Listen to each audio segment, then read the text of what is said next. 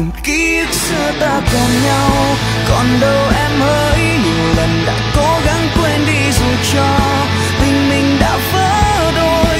Em tiếc nuối thêm làm chi, còn lại